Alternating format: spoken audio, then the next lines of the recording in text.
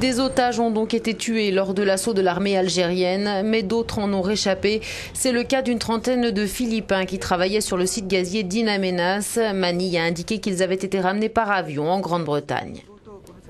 De son côté, le Premier ministre japonais Shinzo Abe, depuis l'Indonésie où il est en visite, a sommé le gouvernement algérien de considérer la vie des personnes comme la plus haute priorité. Il a invité les autres pays concernés par cette prise d'otage à véhiculer le même message.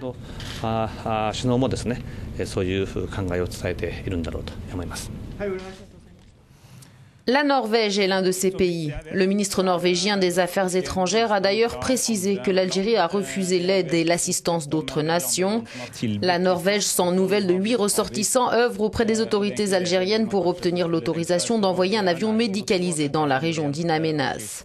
Si Oslo s'est abstenu de toute critique ouverte concernant l'opération militaire lancée par Alger, ce n'est pas le cas de la Grande-Bretagne. Le Premier ministre britannique David Cameron a été le premier à sortir les griffes, regrettant vivement de ne pas avoir été prévenu de l'assaut.